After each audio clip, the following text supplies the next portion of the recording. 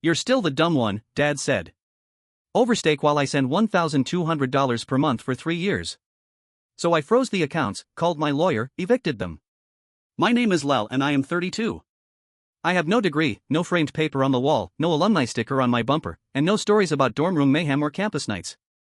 With just a GED, a lot of late nights, and a bank account, the individuals who used to humiliate me began calling me family again. For years, I told myself that was enough. That success would speak louder than whatever they were saying behind my back. Turns out I was mistaken, or perhaps just naive. It occurred last Friday during dinner in the home I purchased for them, a property with granite countertops, designer furniture, and that dumb wine fridge my mother insisted on. All of it was paid in full under my name, but never recognized. We were eating steaks I had picked up on the way, grilled medium rare, just the way Dad likes them, with a bottle of something imported that Mom had underlined in a magazine but conveniently forgot to get. I didn't want to stay long. I simply wanted to show up, keep the peace, check on the repairs they'd been ignoring, and make sure the thermostat hadn't been turned up to loud levels again.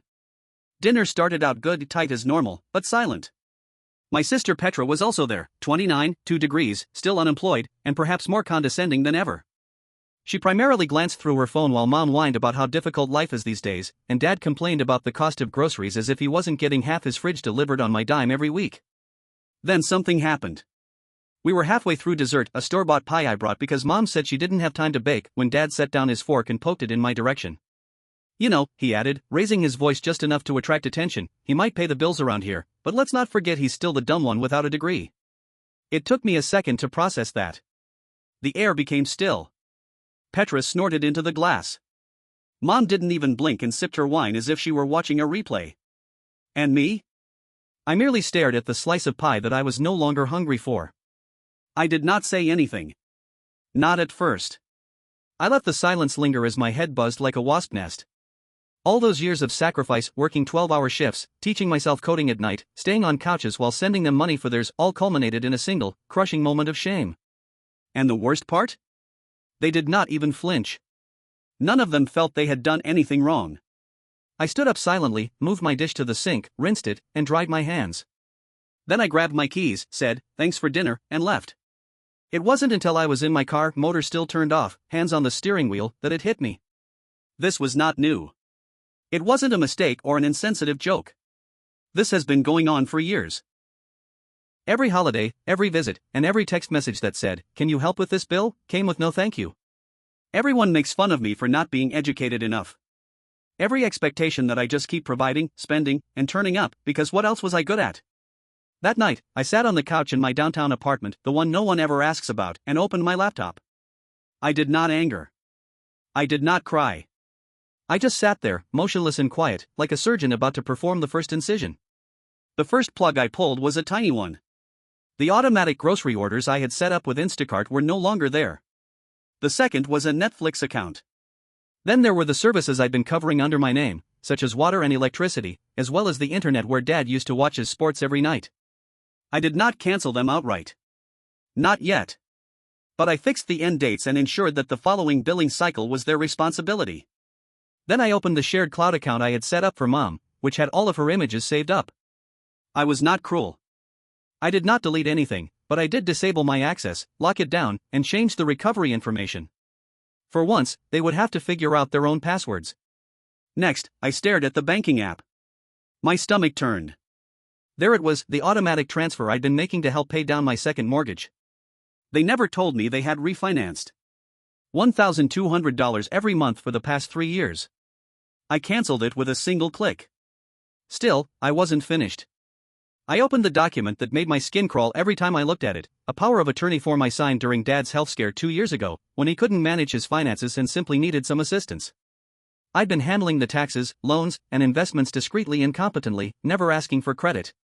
Now I was withdrawing my name from all logins, writing a formal revocation letter, and making it official. As I worked, something unexpected came up. Not rage or despair, but relief. Every time I clicked confirm, it seemed like a weight was lifted, piece by piece. However, I wasn't rushing. No angry emails, no big confrontations, just a steady, deliberate, silent withdrawal, like the tide receding before the storm. I knew they would not notice at first. That was the beauty of it. They were accustomed to the support being unobtrusive, automatic, and effortless. They wouldn't understand what had happened until the cracks appeared. The water turned off in the middle of the shower, the internet went down during the big game, and the mortgage company left a voicemail they couldn't miss. The next morning, Petra texted me, "THX for dinner." I suppose you could have at least laughed at Dad's joke. Is this a joke? I didn't respond. I just opened the final file, one they had no idea existed, and checked the numbers. Then I began composing a message, not for them, but to somebody else. And that's when the plan truly began. It was a note from my lawyer, Maura, the same one who helped me start my business when I was just a freelancer with a refurbished laptop and a dream. Maura is a bright woman who does not blink when a client says, "I think I want to quietly dismantle a financial arrangement with my family." She is also thorough. She reminded me of every shared duty, every blind signature I'd given them in confidence, and every legal link that still connected me to people who regarded me as a walking pocketbook. "Are you sure you want to do this now?" she inquired during a late-night Zoom conversation. "You've been cleaning up after them for years." "I'm not cleaning up anymore," I announced. "I'm walking away, but I'm doing it clean." The following week became a checklist of quiet ends. The family phone plan was separated. I created new lines in their names and included a 30-day notice in the fine print of an email they were likely to disregard. The shared insurance coverage removed me. What about my father's spare credit card, which he had been using just in emergencies? Gone. I even marked the auto-renewals on my mother's makeup subscriptions, which she had always thought I was willing to cover. Each work brought a sense of clarity that I had not felt in years. Not really revenge or spite, but rather a deliberate, meticulous reclaiming of boundaries that should never have been violated in the first place. Then came the home. Technically, it was still in my name. I acquired it outright 5 years ago following my first major software contract. I told them it was a gift, even though I maintained the deed in my LLC for liability reasons. I'd paid the taxes, the maintenance, and the idiotic landscaper whom my father refused to fire even after he destroyed the sprinkler system. But I want it back. I did not want to kick them out. Not yet. But I wanted them to understand it was never fully theirs, that every inch of drywall, carpet, and ceiling fan belonged to me. I could sell it, lease it, bulldoze it, and build a parking lot if I chose. That's when Maura revealed the property audit clause in the LLC agreement, which allowed me to request a comprehensive inspection, reassessment, and even a temporary suspension of residency if necessary. "You really want to go that far?" she inquired. "I want them to stop pretending they built the roof they're sitting under." We scheduled the audit quietly and legally. A letter has been mailed. Certified. It will arrive within 3 days. On the surface, nothing appeared to change. I continued to use one-word responses in the family group chat. I still appreciated the occasional Instagram picture featuring my mother's garden. Still fulfilled the part of the calm, trustworthy son. But within, I was counting down. The first crack occurred on day 4. Mom called me at 7:42 a.m. I didn't respond. Her voicemail was lengthy and rambling. Something about the sprinklers being turned off mid-cycle and a man in a suit going about the backyard taking notes. She was simply asking whether I knew anything about it. I did not call back. By the end of the week, Petra had shared this intriguing story on Instagram. Some people forget who was present when they had nothing. Don't worry, we remember. The irony made me giggle in the dark at 2 a.m. while drinking coffee in the apartment they hadn't seen since I moved out. Then came the second call. This one from Dad. He did not leave a voicemail but instead texted, "We need to talk." Someone from the city was asking inquiries. That was not true. The guy was not from the city. He was a private inspector. I knew because I had hired him. Marcus, his name was Marcus, and he was an expert at his work. His report arrived the next morning, a 68-page document detailing every code infraction, undocumented remodeling, and financial discrepancy involving the property. Apparently, Dad had rented out the guest house to one of his poker cronies for money. They hadn't told me, had not reported it, just pocketed the money and claimed it as a favor on my property, with my name on the liability line. That's when the gears really started turning. I carefully crafted the next email, sent it to Maura in a single line: activate the eviction clause quietly. But even so, I was not unkind. I offered them 30 days, which was more than enough time to organize their affairs, move, downsize, and realize that maybe, just maybe, calling me the dumb one at the dinner table wasn't worth losing the roof over their heads. Still, I did not tell them explicitly. Not yet. Instead, I got on with my life, business meetings, gym workouts, and dinner with pals. I even went to Petra's old campus just for fun. I walked past the buildings she used to brag about. I recalled all the times she deemed me unqualified because I hadn't traversed those same halls. Then on day 12, I received an email from Mom. The subject line just said Lel. The body was short. No hello, no greetings, just, we received the notice. I do not comprehend. Why are you doing this? I stared at it for a time. My fingers hovered above the keyboard, and then I wrote the sentence they didn't expect, because you mistook my generosity for stupidity, and I'm not foolish enough to put up with it anymore. I pressed send. The response arrived within an hour. This is not from Mom, but from Dad. I'm not sure what I expected. Perhaps an apology. He reluctantly admitted that he had crossed a line. Instead, there was a wall of deflection. He began with, "This is overreacting," followed by a guilt trip about how family always sticks together. He then switched to what he felt was a trump card: "If we hadn't reared you, you wouldn't have any money to fling around." I read that section twice. Then again, just to make sure. Raise me? This dad forgot about my high school graduation since he was on a fishing trip. Who encouraged me to get over it when I called crying after being fired from my first job? This individual believed he was entitled to credit for my accomplishments. As if his silence, dismissiveness, and relentless undercutting constituted support. I didn't respond. I forwarded the email to Maura and urged her to direct all future communications through legal means. From that point forward, I stopped playing the obedient son. I was suddenly the legal property owner, a client, and an adult with limits and consequences to enforce them. Things went quiet for a few days after that. Strangely silent. Quiet enough to make your skin crawl. I could feel the tension mounting like a pressure cooker about to explode. I knew my family. They were not the type to go down gracefully. They'd beg, guilt trip, and maybe even threaten, but would they apologize for their actions? That would entail admitting they were wrong. Nothing worried them more than losing the delusion that they were always correct. On day 17, Petra arrived at my office. I'm not sure how she found the address. I had never informed her where I worked, and it was not public. But there she was in the foyer, speaking to the receptionist as if she owned the place. I froze when I saw her through the glass wall.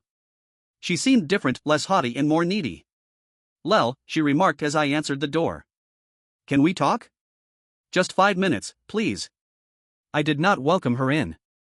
I just stood in the corridor, arms folded, face blank. She sighed and adjusted her weight as if considering whether to feign a tear. "Look, I get it. They were harsh. Dad was out of line. But this is extreme." "You think this is extreme?" I inquired, keeping my tone low. "Taking back what's mine?" "There are parents," she added, as if that resolved anything. I laughed quickly and sharply. "Funny. You only say are when it's convenient, when I'm footing the bill." She stared at me, and for the first time I noticed it. Not anger, pity, or fear. Real terror. She understood I wasn't lying. "They don't have anywhere to go," she explained. "You can't just throw them out. They had 5 years to build a safety net." I told them.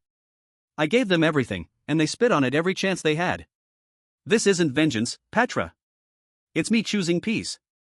She began to fight, but I was done. I turned and returned to my office, leaving her standing in the hallway. My assistant inquired whether I wanted her escorted away. I shook my head. Let her sit with it. Let her explain to Mom and Dad why their golden goose finally stopped laying eggs. On day 20, the fissures were no longer subtle. Dad called from an unknown phone number and left a voicemail. "I'm not asking for much, just time. Just don't do anything drastic. You're better than this." Then a text from Mom, "We're family. This isn't who you are." But it was. Or more accurately, who I had become. Someone who finally realized that being family did not imply being someone's doormat. That blood was not an excuse for treason disguised as tradition. On day 24, Maura called. "They filed a complaint," she explained. "They're claiming emotional distress, trying to block the eviction, but it won't hold. You've got everything documented." This was years in the making, Lel. I nodded slowly, despite the fact that she could not see me. "Let them squirm," I replied. "Let them feel what it's like to be uncertain, to not know when the rug might be pulled." It was nasty, perhaps, but not nearly as terrible as the years I spent being invisible, except when someone needed a check, a favor, or a last-minute rescue. On day 28, I drove by the house once, just to see. The lawn was overgrown. The lights were off. A for rent sign sat uncomfortably in the yard, possibly hoping to buy them sometime, but nobody was going to bite, not while the audit report is flying about. I rolled down the window and sat there silently. The weight of everything has now hit me. This was the house I had provided them. I believed this place would bring us closer. But it wasn't about the house, or the money, or even the absence of a degree. It was about respect. They had run out of it. Then, as I was about to drive away, my phone vibrated. Petra sent a new message. The message sat like a weight in my hand. You might want to come home. Something happened. Something bad. I read it again. Home. That word affected me. Curled my lip and stiffened my jaw. That place had stopped being home when they made it plain that I'd never be more than a walking insignia partially hanging off. The porch light was turned off, which was unusual because Mom had usually insisted on leaving it on, just in case company came by. I got out of my car, and the warm night air felt heavier than it should have. As I approached, I noticed Petra on the front steps, arms wrapped around her knees, appearing little in a way that contradicted her typical position of smug confidence. She stood when she saw me, pushing her hair away from her face and whispered quietly, "You're not going to believe it." "I'll be the judge of that," I stated bluntly. "Where's Mom and Dad?" She paused. "Inside, talking to the guy from the bank." I blinked. "The bank?" She nodded, her eyes wide. "Apparently Dad tried to take out another loan against the property before the eviction notice went through. They claimed it was only a bureaucratic delay. He figured he could flip the guest house for a fast profit. And then I felt a chill run down my spine. But he does not own the house, I do. His name is not on the deed." "Exactly." She inhaled forcefully. "The bank uncovered it before the payments cleared, but there is now a fraud alert on the property. They're sending someone to assess the next steps. He could have just committed mortgage fraud, Nate." I did not speak. Can't, really. My mind was already thinking 10 steps ahead: liabilities, paperwork, lawsuits, and damage control. "Where is he now?" I inquired. "Inside," she said, this time quietly yelling. I stepped past her, opening the door without knocking. Inside, it appeared as if a bomb had gone off, not physically, but emotionally. Papers were strewn on the dining table. Cabinets were left open, and cups were half-filled on the counters. Dad stood in the middle of it all, red-faced and swinging his arms, arguing with a man in a navy blazer who held a folder and a clipboard. "You don't get it," Dad snapped. "This whole thing is just a misunderstanding. My son owns the place. It's all family. There was no fraud." The man did not flinch. "Sir, you filed legal documentation declaring ownership of a property that, according to county records, is wholly owned by Lel Ellis and is described as a business entity. You provided falsified documentation." "I didn't forget anything," Dad snapped. "I just made some copies, adjusted some dates." "That's not the same." I cleared my throat loudly enough to make both of them pause. Dad turned, his face devoid of color. "Lel," he muttered, his voice lowering like a stone. "Good. You can explain. Tell him it's fine. We're family." I stared at him, at the father who raised me with backhanded praises and repeated reminders that I was never intelligent enough to succeed. At the man who had just risked jail time by using my name to extend his fantasy life based on my generosity. "No," I said quietly. "I won't be explaining anything. You're on your own." The man in the blazer gave me a respectful nod. "Mr. Ellis, I assume you're aware of the attempted second mortgage application?" "Just found out," I said. "And I'll be consulting my attorney immediately. If there's any liability being considered here, I'll need a formal report for my records." "I can get you a copy," he replied, turning to open his folder. "It's not pretty." Dad stepped forward, panic seeping through his tough guy persona. "Come on, Lel, don't do this. You know I didn't mean any harm. I just needed time." "Time?" I repeated. "Like the years I gave you while you ridiculed me? Like the dinners where you laughed about my lack of a degree while spending the money I earned? That kind of time?"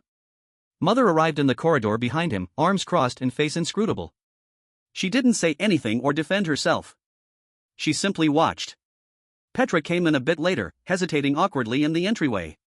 For once, she had nothing sarcastic to contribute, no smug grin, no half-joke to relieve the tension. I strolled into the kitchen, admiring the granite countertops and the glass backsplash Mom had chosen from a magazine I bought for her. I opened the refrigerator, which was empty save for a bottle of wine and a takeaway carton.